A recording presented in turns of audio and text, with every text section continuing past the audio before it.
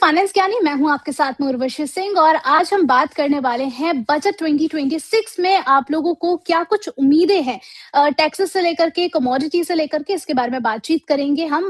मशहूर economist doctor शरद कोहली से हमारे साथ ज्वाइन हो चुके हैं। सर, बहुत-बहुत स्वागत है आपका फाइनेंस ज्ञानी पर। नमस्कार उर्वशी। फाइनेंस ज्ञानी के सभी सभी शिष्यों को मेरा अभिनंदन।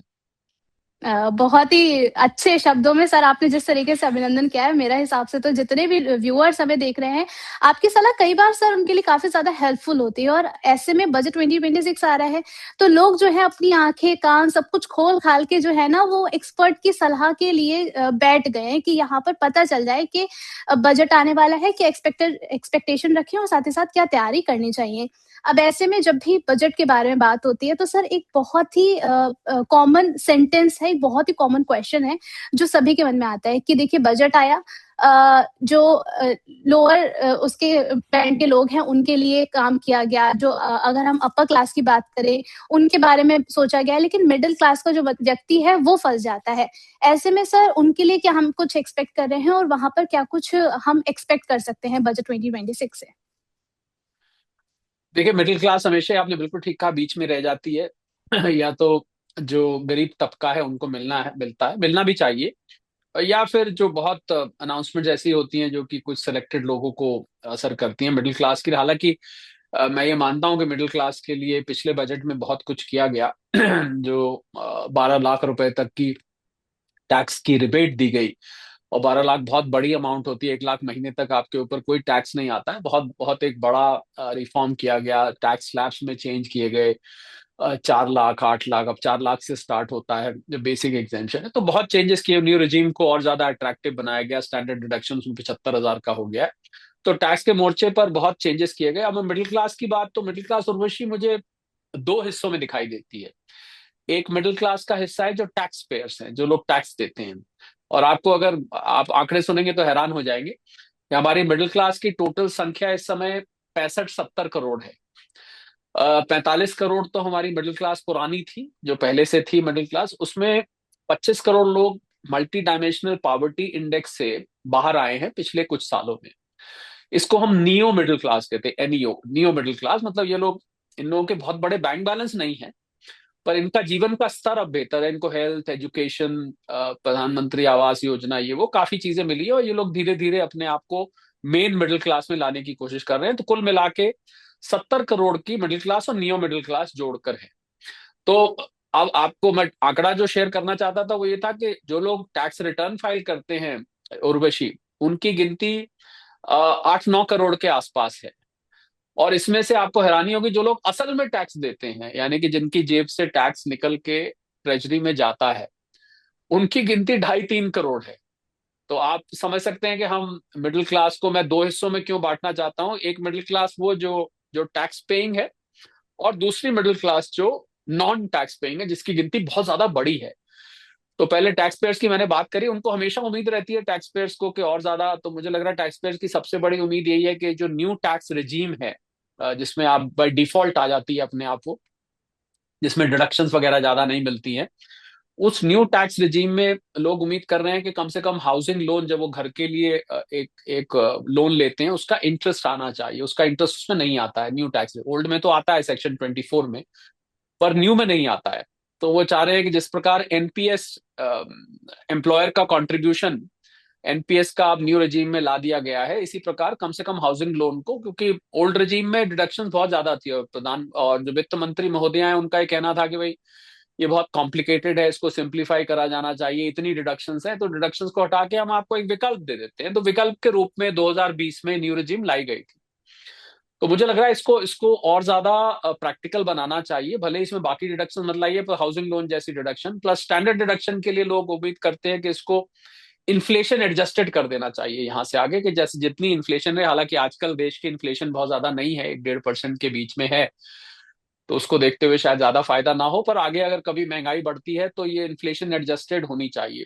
कैपिटल गेन्स में रैशनलाइजेशन वो लोग चाहते हैं कि कैपिटल गेन के प्रोविजंस और ज्यादा रैशनलाइज किया जाए। जो लोग स्टॉक मार्केट पे इन्वेस्ट करते हैं उनके लिए एसटीटी है, लॉन्ग टर्म कैपिटल गेन्स का टैक्स है, शॉर्ट टर्म कैपिटल गेन्स है, उसको और ज्यादा सिंप्लीफाई और ज्यादा उसमें राहत दी जानी चाहिए। इसके अलावा रिफंड्स से रिलेटेड लोग चाहते हैं कि रिफंड हमारा और जल्दी आए, पैसा फंसा रहता है सरकार के पास, प्रोसेसिंग सिंपल हो, कंप्लायंस सिंपल हो, टैक्स लॉ सिंपल हो। हालांकि मैं बताना चाहूंगा कि 1 अप्रैल 2026 से नया इनकम टैक्स एक्ट आ रहा है जो कि लागू हो जाएगा, जिसमें 283 कम सेक्शन है। वो छोटा है, सिंपल है, पढ़ने में आसान है। हालांकि टैक्स की प्रणाली वही रहेगी, बेसिक टैक्स सिस्टम वही रहेगा। तो ये तो बात हो गई।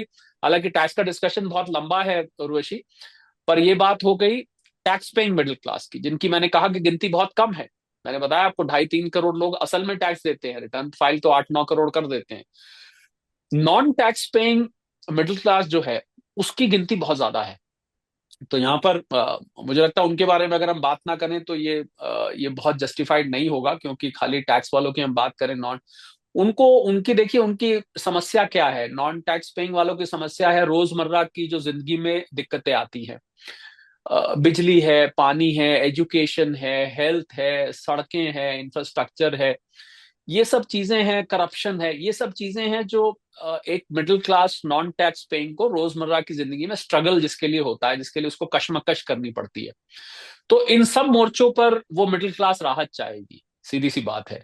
और बेसिक इंफ्रास्ट्रक्चर की बात करूं, सरकार ने पीछे बहुत कुछ किया है, सड़कें, highways, expressways, railway station, airports, पिछले चंद सालों में काफी इसमें सुधार हुआ है। पर भारत जैसे बड़े देश में उर्वशी हमेशा ही और गुंजाइश रहती है। तो मुझे लग रहा है इंफ्रास्ट्रक्चर में इंप्रूवमेंट, जहां जहां इंफ्रास्ट्रक्चर टंबल कर रहा है, और ज्यादा ध्यान अगर बड़े शहरों पर दिया गया या टीयर 2 सिटीज पर दिया गया, तो मुझे लग रहा है टीयर 3 सिटीज के और गांव के लोग भी उम्मीद करते हैं कि उनके लिए भी इंफ्रास्ट्रक्चर उतना ही सुदृढ़ हो जितना आपको दिल्ली, मुंबई, बेंगलुरु और चेन्नई और कुछ अन्य शहरों में दिखाई देता है। देश हमारा बहुत बड़ा है, बहुत बड़ी आबादी हमारी गांव में भी रहती है, टीयर 3 टीयर 4 सिटीज में और टीयर 2 सिटीज में भी रहती है। वो भी चाहते हैं कि हमारा इंफ्रास्ट्रक्चर दिल्ली, मुंबई, बेंगलुरु जैसा हो। और बिजली पानी में सुधार चाहते हैं। कुछ शहरों को छोड़ दे तो बिजली की आज भी समस्या है, लाइट जाती है, आती है, बार बार परेशानी होती है। वो चाहते हैं पानी, स्वच्छ पानी चाहते हैं। दिल्ली एनसीआर में आपने देखा अमोनिया का पानी आ गया, कहीं पानी गंदा आ जाता है। वो चाहते हैं कि जब वो उनकी जिंदगी जो है वो आसान बने, बेहतर बने, जिंदगी का लेवल सुधरे। हेल्थ सर्विसेज में बहुत सुधार चाहते हैं। हेल्थ में बहुत खर्चा हो जाता है उर्वशी। एक बार आदमी व्यक्ति बीमार पड़ जाए तो उसकी अच्छी खासी उसकी सेविंग्स उसमें चली जाती है, और ज्यादातर लोगों को प्राइवेट हेल्थ फैसिलिटीज में जाना पड़ता है। तो वो चाहते हैं कि सरकारी जो हेल्थ फैसिलिटीज हैं, जहां पर सस्ती या मुफ्त दर पे इलाज होता है, वो भी वैसे ही हो जैसी अपोलो हॉस्पिटल में होती है, जैसी मैक्स हॉस्पिटल में होती है, जैसी बड़े बड़े जो अच्छे हॉस्पिटल्स हैं, जहां पर आपको हॉस्पिटल में जाके लगता है होटल में आ गए। चलिए होटल नहीं तो कम से कम साफ सुथरा तो दे ही दीजिए। हेल्थ पर सुधार चाहते हैं। दूसरा एक बहुत बड़ा सुधार जो मिडिल क्लास चाहता है, उर्वशी आपकी इजाजत से मैं बताना चाहूंगा, और ये मेरे दिल के व्यक्तिगत बहुत करीब है, जी, वो कि बिल्कुल। एजुकेशन में सुधार चाहते हैं। आप देखिए एक छोटा सा बच्चा पैदा होता है, उसको उसके माँ बाप स्कूल में डाल देते हैं, एक गांव के स्कूल में डालते हैं जहाँ एक छप्पड़ है, टूटा फूटा बोर्ड है, एक दो टीचर हैं। और एक बच्चा पैदा होता है, उसको पब्लिक स्कूल में, जीडी गोयनका, डीपीएस में, ऐसे पब्लिक स्कूल में डाल दिया जाता है। दोनों बच्चे जब 12वीं पढ़ के करेक्ट। निकलते हैं, तो आप क्या कहना चाह रहा हूँ आप समझ गए होंगे। दोनों के लेवल ऑफ नॉलेज में, दोनों की पर्सनालिटी ग्रूमिंग में बहुत फर्क होता है। तो यहीं से उसको अवसर मिलने गांव वाले बच्चे को सीमित हो जाते हैं, क्योंकि वो उतना उतना ज्यादा अपने आप को ग्रूम नहीं कर पाता, उतनी ज्यादा नॉलेज नहीं होती उतनी। तो मुझे लग रहा है एक छोटे बच्चे का कोई कसूर नहीं था, बच्चे दोनों इनोसेंट थे, यहाँ पैदा हुआ है वहां पैदा हुआ। तो ये जो गड्ढा है एजुकेशन की क्वालिटी में, गांव में और शहरों में, और शहर में भी बड़े स्कूल्स में, पब्लिक स्कूल्स में, शहर में भी आपको गांव के स्कूल मिलेंगे, वहां भी क्वालिटी बहुत फर्क है। तो बच्चों को ये जो बच्चों के साथ ये जो क्वालिटी ऑफ एजुकेशन की वजह से भेदभाव हो रहा है, ये नहीं होना चाहिए। मुझे लग रहा है सरकार को एजुकेशन में कुछ ऐसा करना चाहिए, और यही हमको विकसित भारत की तरफ ले जाएगा। क्योंकि विकसित भारत 2047, ये आज जो पैदा बच्चे हो रहे हैं, ये विकसित भारत में 21 साल के हो जाएंगे, तो ये पढ़ाई स्कूल की कर चुके होंगे। अगर जी, इनको अच्छी शिक्षा मिलती है, ये जो इनक्वालिटी ऑफ एजुकेशन है ये भरा जाना चाहिए। बाकी देखिए, हजारों ख्वाहिशें ऐसी, गालिब का एक शेर याद आ रहा है, हजारों ख्वाहिशें ऐसी कि हर ख्वाहिश पे दम निकले, बहुत निकले बजट के प्रावधान फिर भी कम निकले। तो ये देखिए लोगों की उम्मीदें तो उर्वशी हमेशा ही बहुत रहेंगी बजट से, पर यह है कि हम कहीं तो जाके रुकेंगे, और आखिर सरकार भी कितना देगी नहीं देगी ये तो समय बताएगा। तो ये कुछ मुझे लगता है मिडिल क्लास की उम्मीदें हैं टैक्स और नॉन टैक्स की। अभी मैं, ये मत सोचे कोई कि मैंने सारी चीजें लिस्ट आउट कर दी हैं, आपके शो का समय सीमित है, इसलिए मैं रुक गया हूं। तो जिन लोगों को लग रहा है भैया ये तो बोला ही नहीं, इसका तो बात ही नहीं की, अरे भैया ये भी बोलो, तो वह मैं जरूर बोल करेक्ट। सकता था, परंतु उर्वशी के शो का टाइम लिमिटेड है जी। सर टाइम लिमिटेड है, लेकिन हम बिल्कुल कोशिश करेंगे कि जब भी आपके पास वक्त निकले तो हम जरूर आपके साथ जुड़े और ऐसे ही चर्चा की जाए, क्योंकि बहुत जरूरी है। क्योंकि लोग सुनना चाहते हैं कि जो एक बड़े लेवल पर व्यक्ति है, क्या वो हमारे पक्ष को रख रहा है, क्या वो हमारे जो प्रॉब्लम्स है उसको क्या पैनल पर जो है वो रखने की कोशिश कर रहा है, क्या वो समझते हैं हमें। तो ये बहुत जरूरी है। और साथ ही साथ आपने एजुकेशन की बात की है सर, हमने एक मूवी भी देखी इरफान खान साहब की, इंग्लिश मीडियम, आपने भी देखी होगी। उसमें जी एजुकेशन सिस्टम पर ही पूरी वो बेस्ड मूवी है, इंग्लिश मीडियम। जी और वहाँ पर बातचीत करते हैं कि एक बच्ची होती है, वो अपने जो है वो गवर्नमेंट स्कूल में जाती है, लेकिन वहाँ की फैसिलिटीज इतनी अच्छी नहीं होती। बहुत सारी ऐसी जी मूवीज भी बनी, बट स्टिल लोगों का मन जो होता है वो यही करता है कि कहीं ना कहीं उनका बच्चा जो है वो सारी फैसिलिटीज ले पाए जो एक अपर क्लास का जो बच्चा है वो ले पा रहा है। ऐसे में हम बात करें अगर एजुकेशन सिस्टम की, तो आपके अकॉर्डिंग सर क्या वहां पर और ऐसे डेवलपमेंट है, बेसिकली अगर हम इसको टारगेट करते हैं तो वो और ज्यादा ट्रांसपेरेंट होने चाहिए, और बेटरमेंट के लिए क्या कुछ जो है वो यहाँ पर और भी गुंजाइश बच रही है। बहुत बहुत आसान है उर्वशी, ये तो, इसका आपके सवाल का जवाब तो बहुत आसान है। मैंने तो आपको कहा जो शहरों के बड़े स्कूल्स हैं, पब्लिक स्कूल जिनको हम कहते हैं, जिसमें मैंने नाम भी लिए कुछ स्कूल्स के, और मैं उनको जी। अच्छे पॉइंट ऑफ व्यू से नाम ले रहा हूँ। हालांकि मैं यहाँ कोई प्राइवेट इंस्टीट्यूशन का जिक्र नहीं करता हूँ पॉडकास्ट पर क्योंकि यहाँ पर उदाहरण देना जरूरी है। तो जो देखिए, जो 12वीं क्लास पास करके एक डीपीएस का या जीडी गोयनका का या कोई और अच्छे स्कूल का बच्चा पढ़ के निकलता है, जी। वही वही गांव का बच्चा भी वैसे ही निकलना चाहिए। बस मेरी इतनी मांग है, अगर ऐसा होता है तो जो अफसरों की कमी गांव और टीयर 3 टीयर 4 सिटीज के बच्चे या गवर्नमेंट स्कूल के बड़े शहरों के भी बच्चे पढ़ के निकलते हैं, उनके सामने अफसरों की कमी होती है। पर ये जो निकलते हैं इनके सामने अफसरों की कमी नहीं होती, क्योंकि ये लोग तो, इनको कॉलेज भी अच्छा मिल जाता है, जी। और इन लोगों को मौके नौकरियां भी अच्छी मिलती हैं, इनकी ग्रूमिंग और तरीके से की हुई होती है। अब क्या करें, यहाँ पर 200 साल अंग्रेज राज करके गए हैं। हमारे भारतवर्ष में बदकिस्मती से आज भी जो फर्राटे से अंग्रेजी बोलता है, जी। वो कम पढ़े लिखे को भी ज्यादा पढ़ा लिखा माना जाता है। ये कड़वी सच्चाई है। तो पता नहीं जी। क्यों ऐसा है, मुझे समझ में नहीं आया। क्योंकि अब मुझे फ्रेंच बोलनी नहीं आती, मुझे जर्मन बोलनी नहीं आती। वहां तो ऐसा नहीं होता कि जिसको इंग्लिश बोलनी नहीं आती। पर यहाँ 200 साल अंग्रेज राज करके हमें एक ऐसी चीज छोड़ गए हैं कि किसी को आप 1 मिनट में तोल देते हैं कि इसको अंग्रेजी बोलनी करेक्ट। नहीं आती है। तो ये तो भाई ऐसे ही है।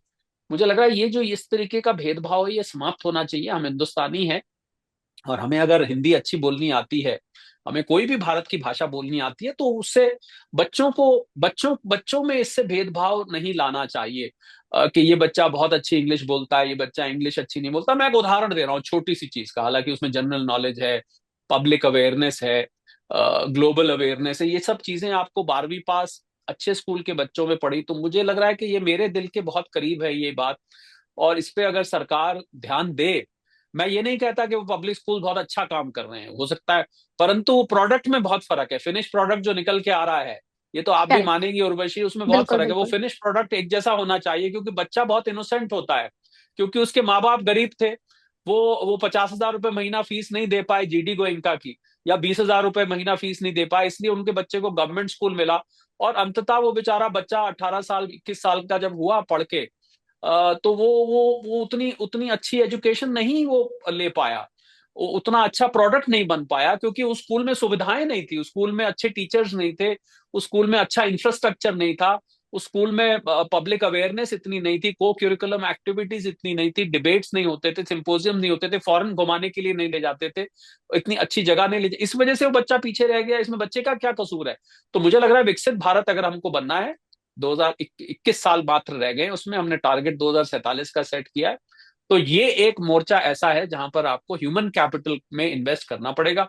उन स्कूल, मैं ये चाहता हूं कि बजट में ऐसा कुछ प्रावधान आए कि कहीं भी किसी भी देश के कोने में कोई स्कूल है, किसी भी देश के कोने में, उस स्कूल में और जीडी गोइंका और डीपीएस में कोई फर्क नहीं होना चाहिए। भले ही वहां के करेक्ट। टीचर आपको 1 लाख रुपए महीना तनख्वाह दे के रखने पड़े, जो कि जो ये स्कूल रखते हैं 2 लाख रुपए महीना तनख्वाह देनी पड़े, सरकार वो दे पैसा, पर बच्चों को वही स्कूल मिले। आप देखिएगा अगले 10-15 साल में भारत कहाँ का कहाँ पहुंच जाएगा, Urvashi. Correct, education is very important. और सर आपने जब बात करी इंफ्रास्ट्रक्चर की और बाकी फैसिलिटीज की, तो एक मेजर पॉइंट आई थिंक वहाँ जो है हमें और ध्यान में रखना चाहिए कि बहुत सारे तो गवर्नमेंट स्कूल ऐसे भी हैं सर, उसमें टीचर ही नहीं होता।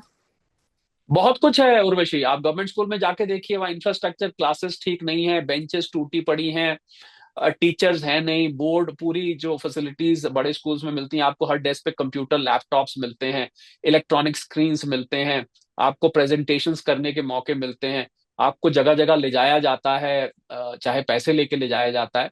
तो मुझे लगता है कि ये सब चीजें आपको वहां देखने को, बड़ी बड़ी ग्रुप्स बनते हैं, डिस्कशंस होते हैं, बड़े बड़े स्पीकर्स को स्कूल में बुलाया जाता है, बच्चों को इंडस्ट्री में ले जाया जाता है। ये सब चीजें अगर बच्चों को दिखाई जाए तो वो बच्चा कुछ और बन के निकलेगा। कहीं गवर्नमेंट स्कूल में तो ये काम होता होगा किसी किसी में, पर ना के बराबर होता है, जो काफी नहीं है। फिनिश प्रोडक्ट, बस एक लाइन समझिए, फिनिश प्रोडक्ट पब्लिक स्कूल के बच्चे की जो निकल के आती है और जो गवर्नमेंट स्कूल के बच्चे का निकल आता है, वो फर्क नहीं होना चाहिए। क्योंकि बच्चे ने कुछ नहीं बिगाड़ा था पैदा होके, उसके पेरेंट्स की माली हालत भले ही फर्क थी, पर सरकार इसमें दखल दे सकती है, ऐसा मुझे लगता है।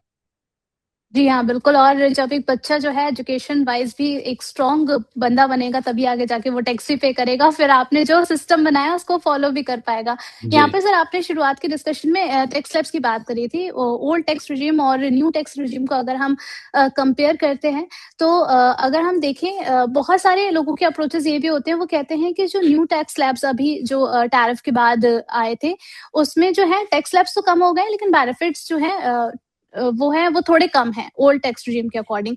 इसको आप किस तरीके से देखते हैं सर?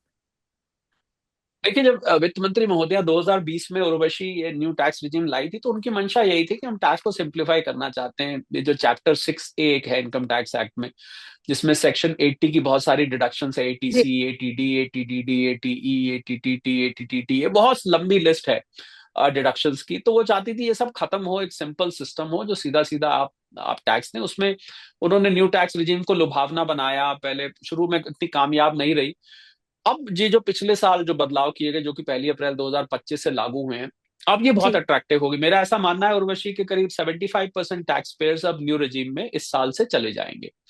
तो ये बहुत अट्रैक्टिव हो गई है। और अगर डिडक्शन देखिए ज्यादा लाई जाती हैं, तो फिर ओल्ड और न्यू में कोई फर्क नहीं रह जाएगा, फिर तो फायदा क्या हुआ। तो मंशा तो यही है कि इसको सिंपल रखा जाए। मैंने जब आपको हाउसिंग लोन डिडक्शन की बात करी, तो मेरा ये था कि लोगों को घर बनाना सपना होता है, तो अगर घर के लिए वो लोन लेता है, तो उसको लोन लेने के लिए बेनिफिट्स मिलने चाहिए, इंटरेस्ट का बेनिफिट मिलना चाहिए। जैसे NPS का बेनिफिट न्यू टैक्स रिजीम में डाला हुआ है, ओल्ड में भी डाला हुआ है, थोड़ा सा लिमिटेड वे में डाला हुआ है। स्टैंडर्ड डिडक्शन वहां 50,000 है, न्यू में 75,000 है।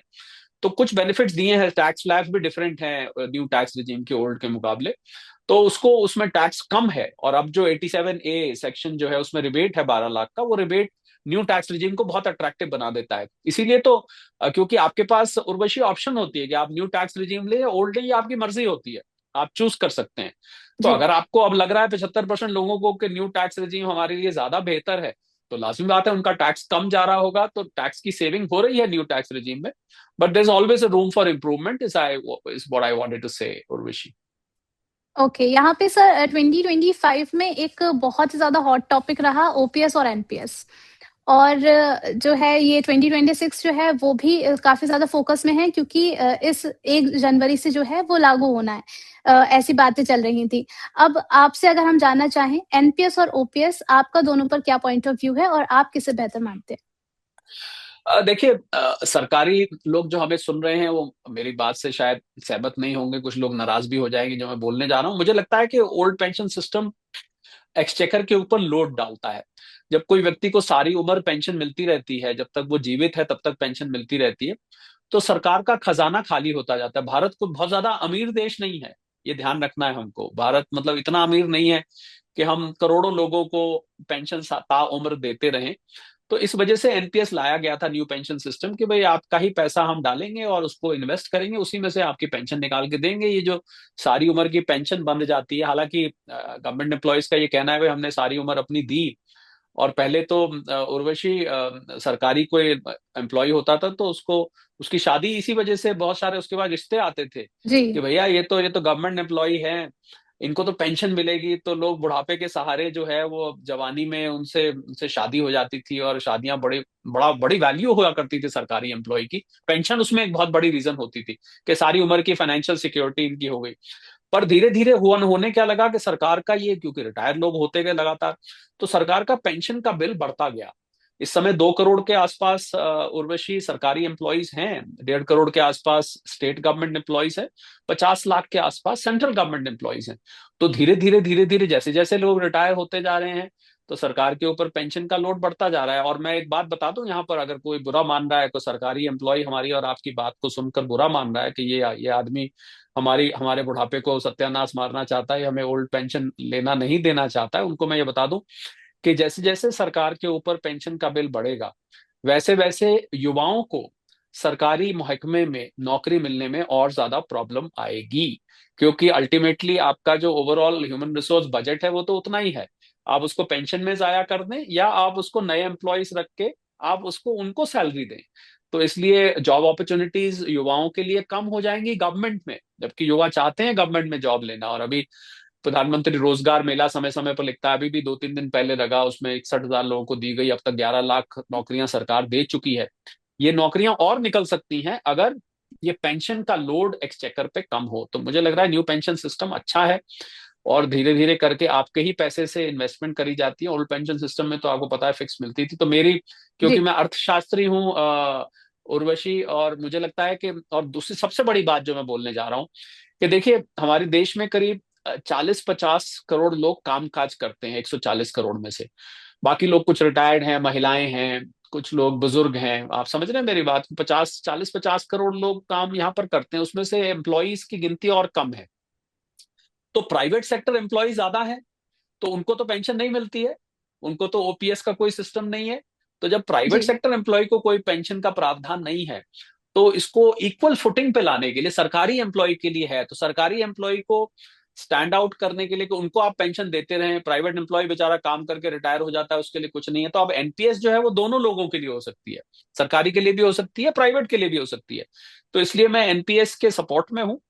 और मुझे लगता है कि ओल्ड पेंशन सिस्टम ठीक है। एक एक भावना ये भी कहती है कि भाई एक सरकारी एम्प्लॉय ने सारी उम्र 35-40 साल सरकार के लिए दिए, तो उसका भविष्य सिक्योर होना चाहिए। मैं इससे पीछे नहीं हट रहा हूं, पर आर्थिक सत्य ये है, कड़वी सच्चाई ये है कि हमारे पास इतना फिस्कल रूम नहीं है कि हम लगातार पेंशन लोगों को सारी उम्र देते चले जाएं।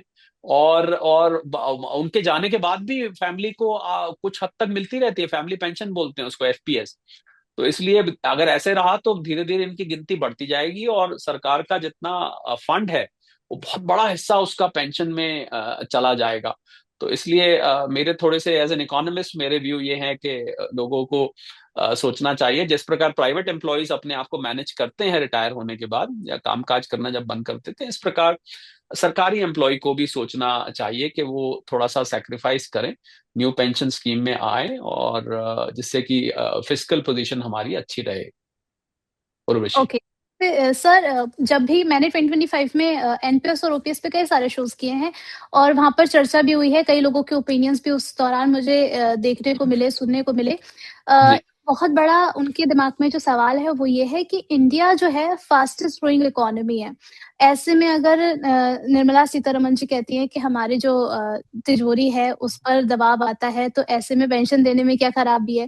First point. The second point is, आपने बोला there is always a room for improvement. अगर हम एनपीएस में बात करते हैं तो कौन कौन से ऐसे फैक्टर्स हैं जिनको थोड़ा सा और इम्प्रूव होना चाहिए? क्योंकि बहुत सारे लोग हैं अभी भी एनपीएस को उस लेवल पे जो है एक्सेप्ट नहीं कर रहे हैं, which is a ground reality जो मैंने अभी तक फील की है। देखिए ये तो बहुत आसान है इसका जवाब भी, उर्वशी। क्योंकि अगर आप, लोग क्या चाहते हैं, लोग चाहते हैं हम रिटायर होने के बाद हमें फिक्स्ड मंथली इनकम आती रही। यही है ना, पेंशन का जी डेफिनेशन जी ही है कि आप जब रिटायर हो गए आपके पास एक फिक्स मंथली इनकम आनी चाहिए। अभी जो आपकी सैलरी होती है उसकी आधी आने लग जाती है जी केंद्र सरकार से, राज्य सरकार से कोई रिटायर होता है। तो अगर एनपीएस को इस प्रकार से स्ट्रक्चर किया जाए कि ये जो मंथली इनकम है ये किसी तरह सुनिश्चित हो जाए, तो मैं समझता हूं कि एनपीएस लोग एक्सेप्ट करने में पीछे नहीं हटेंगे। अब इसके लिए क्या करना है आपको, एनपीएस के जो इन्वेस्टमेंट पोर्टफोलियो है, बॉन्ड्स है, ट्रेजरी है, स्टॉक मार्केट्स है, एनपीएस में अलग अलग आपको पता होगा चूज कर सकते हैं आप अपना, जी। कि किस तरह आपका एनपीएस ट्रस्ट इन्वेस्ट करे, आपके फंड्स को कहाँ इन्वेस्ट करे। तो कुछ ऐसा सरकार मैकेनिज्म निकाल सकती है कि जो एनपीएस के फंड्स कलेक्ट हो रहे हैं उन फंड्स के इन्वेस्टमेंट इस तरह के मंथली इनकम जनरेटिंग सिक्योरिटीज में हो, जिससे कि मंथली इनकम कुछ ना कुछ आती रहे। यही एक तरीका है कि एनपीएस को और अट्रैक्टिव बनाया जाए। बड़ी सीधी सी बात है, ओल्ड पेंशन सिस्टम के जितने नजदीक एनपीएस पहुंचेगा, ओपीएस के जितने नजदीक एनपीएस पहुंच पाएगा, उतना ही जल्दी उसकी स्वीकृति बनेगी, उसकी एक्सेप्टेंस बन के निकलेगी उर्वशी।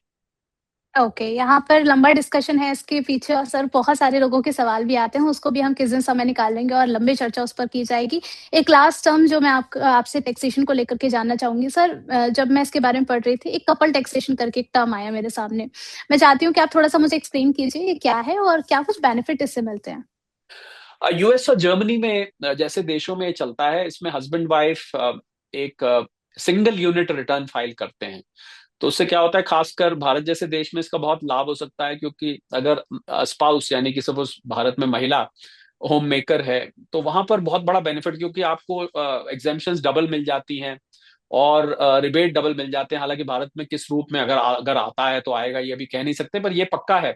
तो जहां पर हस्बैंड वाइफ दोनों बराबर का कमाते हैं, वहां पर इसका इतना बेनिफिट नहीं मिलता, वहां पर तो बल्कि रिवर्स हो जाता है, कई बार फालतू भी चला जाता है। पर as a single unit husband wife इसको इसको इसको लें, तो मुझे लग रहा है कि बहुत ये फायदेमंद रहेगा। और भारत में 30 करोड़ परिवार हैं और वहां पर ज्यादातर होम मेकर्स बहुत हैं भारत में, तो वहां पर बहुत फायदा होगा। मैं तो किसी प्लेटफॉर्म पर उर्वशी कह रहा था कि शादी में 7 फेरे लिए जाते हैं ना, तो ये एक 8वां फेरा हो जाएगा कि 7 फेरों में वादे किए जाते हैं कि भाई मैं तुम्हारे खाने पीने का ध्यान रखूंगा, मैं तुमसे कुछ छुपाऊंगा नहीं, ऐसे ऐसे करके कुछ फेरों में वायदे होते हैं। तो 8वां फेरा होगा कि भाई अब आगे से तुम्हारी टैक्स रिटर्न भी मैं भरा करूंगा, और तुम्हारा टैक्स मेरा टैक्स होगा, और तुम्हारी टैक्स लाइबिलिटी मेरी टैक्स लाइबिलिटी होगी। तो बहुत ही इंटरेस्टिंग होगा अगर आता है। इसका चर्चा institute of chartered accountants of India ने इसको रेकमेंड किया था कि भारत में ये आना चाहिए। तो चर्चा है, बहुत बड़ा रिफॉर्म होगा अगर निकल के आता है। फिंगर्स क्रॉस्ड, हम तो उम्मीद लगा के बैठे हैं, पर हो सकता है ना भी हो। पर it's a very interesting thing if it comes. Sir एक चीज़ और मुझे इसमें समझनी है कि डाइवोर्स के केसेस भी लगातार बढ़ रहे हैं। तो अगर इस केस में अगर ये आ जाता है, तो अगर डाइवोर्स हो जाता है तो उसके बाद क्या? तो फिर अगर डिवोर्स हो जाता है तो फिर वो रिटर्न्स अलग अलग हो जाएंगी। फिर एज ए सिंगल यूनिट अगर वो पति पत्नी कानूनी तौर पर नहीं रहते हैं उर्वशी, तो लाजमी बात है कि आप फिर अलग अलग रिटर्न्स जाएंगी। फिर जब वो पति पत्नी अलग अलग हो जाएंगे, तो उनकी जैसे पहले फाइल हुआ करती थी वैसे हुआ करेगी, यानी कि पति अपनी अलग करेगा, पत्नी अपनी अलग करेगा। ये छोड़िए, मुझे तो किसी ने ये भी सवाल किया, साहब किसी किसी धर्म में अगर एक से ज्यादा शादी करने का प्रावधान है और जी, किसी किसी साहब की 3 पत्नियां हैं, तो वहां क्या क्लबिंग होगी।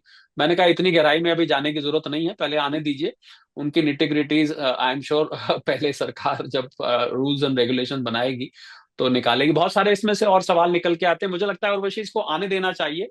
और फिर बिल्कुल। शादी की जो कॉम्प्लिकेशंस हैं उसको उसको उसको झेलना चाहिए। अभी उसको थोड़ा आने की वेट करनी चाहिए। Then will go into what marriage complications will create complications in taxation structure also. Okay, हम इस पे बिल्कुल चर्चा करेंगे सर, काफ़ी लंबे टॉपिक्स हैं अगर हम इनको पूरी तरीके से जाँचने बैठें और तभी मुझे लगता है कि शायद जब भी गवर्नमेंट इसके बारे में सोचती है तो उसको लगता है कि हमारा देश ही इतना डाइवर्सिफ़ाई है, कौन-कौन से फैक्टर्स पे जो है मेजरली हमें यहाँ पे फ़ोकस करना चाहिए।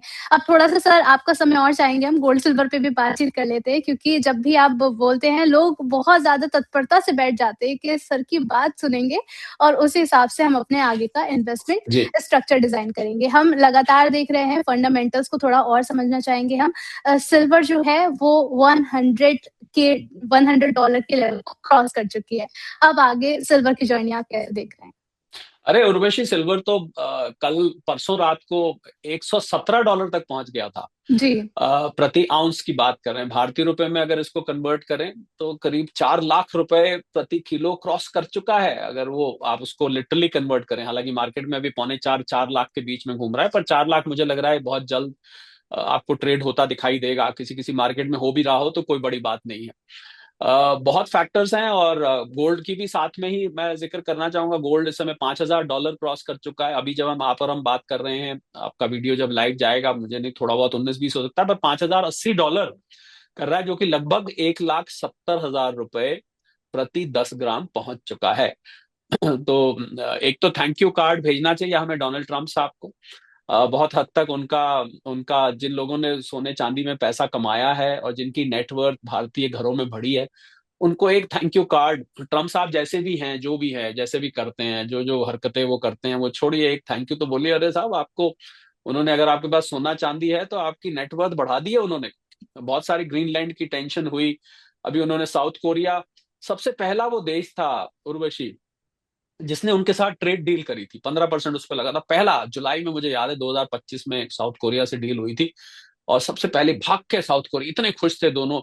अभी उन्होंने कहा कि भाई तुम्हारी पार्लियामेंट में अभी तक डिस्कशन चल रहा है, फाइनली क्या, लो तुम पे 10% ऑफ छोड़ते हैं। 15 का उन्होंने 25 कर दिया उनपे। और कनाडा, जो उनका सबसे बड़ा ट्रेड पार्टनर है, कनाडा अमेरिका में करीब करीब 700-800 बिलियन डॉलर का बायलेटरल ट्रेड होता है। उसको 100% टैरिफ की धमकी दे दी है कि तुम चाइना से डील नहीं करोगे, नहीं तो हम तुम्हारे ऊपर लगा देंगे। तो उनकी ये जो एक तो टैरिफ टैरिफ का जो गेम चल रहा है, इसकी वजह से टेंशन, अनसर्टेनिटी बढ़ रही है। और इसकी वजह से गोल्ड और सिल्वर मार्केट इतनी गर्म आपको दिखाई दे रही है। आपको याद होगा, आप ही के पॉडकास्ट में मैंने पहले कहा था शो में, कि इन फैक्टर्स पे नजर रखिए। अगर ये फैक्टर्स यहाँ से बिगड़ते हैं तो गोल्ड सिल्वर आपको ऊपर जाता दिखाई देगा। मैं कभी प्राइस प्रेडिक्ट नहीं करता हूँ। मैं नहीं कहता गोल्ड 5 लाख और ये 4 लाख और सिल्वर 10 लाख, ऐसा मैं कभी नहीं बोलता हूँ। आप जो फैक्टर्स जो इनको ऊपर और नीचे ले जाते हैं, अगर आप उन फैक्टर्स पे बारीकी से नजर बना के रखेंगे, तो आप स्वयं भी गोल्ड और सिल्वर प्राइस को कुछ हद तक प्रिडिक्ट कर पाएंगे। और दूसरी तरफ क्या हुआ है उर्वशी, के जो ट्रेजरी है, यूएस ट्रेजरी है, उसमें उसमें सेलिंग लगातार देखी जा रही है। तो उसकी वजह से क्या हुआ है, डॉलर कमजोर हो गया है। डॉलर इंडेक्स होती है जिसमें बास्केट जी ऑफ 6 करेंसीज होती हैं, मुख्य 4 करेंसीज होती हैं, Swiss franc, euro, Japanese yen और ब्रिटिश पाउंड। ये चारों करेंसीज के मुकाबले डॉलर पिछले 2-3 दिन में कमजोर हुआ है। डॉलर इंडेक्स जो 98 के आसपास घूम रही थी, इस समय घूम के 96 के आसपास आ गई है। तो जैसे ही डॉलर की कमजोरी गोल्ड और सिल्वर की मार्केट ने सुनी, वैसे ही गोल्ड सिल्वर ने एकदम फिर से छलांग लगा दी। तो इसके लिए भी मैं समझता हूं कि ट्रम्प साहब काफी हद तक जिम्मेवार हैं, क्योंकि जो यूएस ट्रेजरी में जो बिकवाली चल रही है, यूएस ट्रेजरी में जिन देशों ने निवेश किया हुआ है, जिन सेंट्रल बैंक्स ने अलग अलग देशों के निवेश किया हुआ है, अपनी ट्रेजरी बेच रहे हैं। उनको अब यूएस पे से ना उर्वशी विश्वास उठता जा रहा है। और मैं जी एक सवाल आपके सामने रखना चाहूंगा जिसका जवाब बहुत एविडेंट है। आज मुझे आप बताइए कि यूएस का दोस्त कौन है? कोई भी नेशन देश नहीं है, दोस्त नहीं है। यूके उनका चमचा होता था, वो यूके ने भी अब मुंह फेर लिया है। यूरोपियन यूनियन उनके चमचा होते थे, जो कहते थे yes sir, yes sir, yes sir, वो भी अब उन्होंने मुंह फेर लिया है। साउथ कोरिया, बताया ना मैंने, सबसे पहले डील जी करने वाला देश साउथ कोरिया था, उसके ऊपर भी टैरिफ होती। तो यूएस का कोई भी इस समय दोस्त नहीं है। मतलब कोई ऐसा देश मुझे नहीं दिख रहा जो यूएस के साथ खड़ा। उन्होंने बोर्ड ऑफ पीस की डावोस में पीछे पहली मीटिंग करी, जो उन्होंने बनाया board of peace United Nations के पैरेलल, उन्होंने बना दिया कि मैं एक शांति का बोर्ड बनाऊंगा। उसमें छोटे मोटे देश आए, बड़ा कोई देश आया ही नहीं उसमें। तो धीरे धीरे जी ट्रम्प साहब जो हैं, वो अपने आप को एलिनेट करते जा रहे हैं, अपने आप को आउटक्लास करते जा रहे हैं, अपने आप को बिल्कुल बिल्कुल आइसोलेट करते जा रहे हैं। और देखिए, ऐसा होता है कि जब आप, और बहुत लोग उनको मनाने की कोशिश कर रहे हैं, तो क्या होता है उर्वशी, एक नियम होता है व्यवहार में, दोस्तों में भी, आपस में होता है, आपके भी दोस्त होंगे। जब कोई रूठ जाए ना, और कोई मनाए, बहुत मनाए, जी तो मान जाना चाहिए। क्योंकि अगर आप नहीं करेक्ट मानेंगे तो क्या सिचुएशन होगी, आप तो रूठ के बैठे हैं, मनाने वालों ने मनाना बंद कर दिया, तो क्या आपको खुद खुद ही आगे बढ़ना पड़ेगा। वो बहुत एम्बैरेसिंग सिचुएशन होती है। ट्रंप साहब के साथ बिल्कुल यही होने वाला है, क्योंकि उनको सबने समझा के देख लिया कि भैया ये मत करिए, ऐसा मत करिए, किसी की नहीं सुन रहे हैं। वो जो मन में आ रहा है वो करे जा रहे हैं। उनके वो स्कॉट बेसेंट साहब हैं, उनकी टीम में कुछ ऐसे लोग हैं, एक पीटर नकारो हैं, वैसे तो नाम उनका नवारो है, मेरे मुंह से नकारो निकल जाता है क्योंकि सारे नकारे काम करते हैं वो। तो एक उनके स्कॉट बेसेंट साहब हैं, उन्होंने अभी बयान दिया कल रात को कि इंडिया ईयू एफटीए क्यों करने जा रहा है। ये तो ईयू रशियन वॉर को अपने खिलाफ खुद ही फंड कर रहा है। अरे भाई, दो देश आपस में डील करने जा रहे हैं, आप उस पर भी कमेंट कर रहे हैं। आपके दिल पे, हिंदी में कहावत होती है, सांप लौट रहा है, इंग्लिश में कहते हैं causing a heart burn, which is not good. I don't know, on what path America is at this point of time, because I feel कि अमेरिका बिल्कुल अलग थलग रह जाएगा, अकेला रह जाएगा, उसके साथ कोई नहीं खड़ा होगा, वो सिर्फ सुपर पावर कागजों में रह जाएगी, डॉलर उनका खत्म हो जाएगा। अभी कल ही भारत जी, ने, ब्रिक्स कंट्रीज ने, आपको शायद पता होगा, एक बहुत इंपॉर्टेंट डील करी है। ब्रिक्स कंट्रीज ने सीबीडीसी, जिसको सेंट्रल बैंक डिजिटल करेंसी कहते हैं, उसके अंतर्गत एक पेमेंट फ्रेमवर्क बनाया है। ब्रिक्स ब्रिक्स करेंसी तो नहीं लॉन्च करी, अपनी अपनी करेंसी रखी है, Brazil, Russia, India, China, south Africa and other countries, आप अपनी अपनी करेंसी रखिए, बस सीबीडीसी में हम ऐसा कर देंगे कि आपको यूएस डॉलर और स्विफ्ट के जरिए पेमेंट करने की जरूरत नहीं है। तो ये डॉलर की दादागिरी, डॉलर का दबदबा, डॉलर का रुतबा खत्म हो रहा है, इसलिए भी गोल्ड सिल्वर आपको चमकते दिख रहे हैं। हाल में ट्रम्प साहब की जियो पॉलिटिकल, जियो इकोनॉमिक टेंशन ट्रम्प साहब से ओरिजिनेट करती हो, ये कारण रहा। और दूसरा कारण ये जो उन्होंने, जैसा कि मैंने कहा, टैरिफ लगा। और दूसरा कारण रहा यूएस डॉलर का, डॉलर इंडेक्स का नीचे गिर जाना।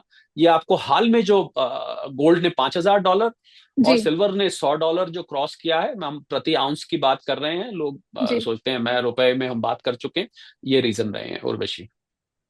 ओके सर, बहुत सारे कमेंट्स मेरे पास इस पर भी आए थे कि जब तक प्रेसिडेंट ट्रम्प बने हुए हैं तब तक के बिल्कुल उम्मीद छोड़ दें, क्योंकि लास्ट मार्केट में भी देखें पूरा ब्लड बाथ वहां पर भी चल रहा है, प्राइसेस देखें जी, तो वहां पर भी इन्वेस्टमेंट के कोई मौका देते हुए नजर नहीं आ रहे। तो आपको भी ऐसा लगता है कि जब तक डोनाल्ड ट्रम्प बने हुए हैं सत्ता में तब तक थोड़ा सा जो है दूरी बना के रखनी चाहिए? इस आप दूरी स्टॉक मार्केट से कह रहे हैं? सर मौका तो सर सोना चांदी भी नहीं दे रहा ना कि वो प्राइसेस नहीं, पे है तो वहां पर नहीं, सोना खरीदारी की चांदी जाए। में तो बहुत मौके मिल रहे हैं, सोना चांदी तो लगातार ऊपर जा रहा है। सोना चांदी में तो हम ये नहीं कह सकते कि मौके नहीं मिल रहे हैं। सोना चांदी तो जब जब करेक्शन में जाता है, और आपने मौका क्या, आपने किसी भी लेवल पे पीछे कुछ कुछ हफ्तों में, कुछ महीनों में किया हो, तो आप तो आज प्रॉफिट में ही होंगे, क्योंकि वो तो रोज नए नए शिखर छू रहा है, नए नए रिकॉर्ड्स बना रहा है।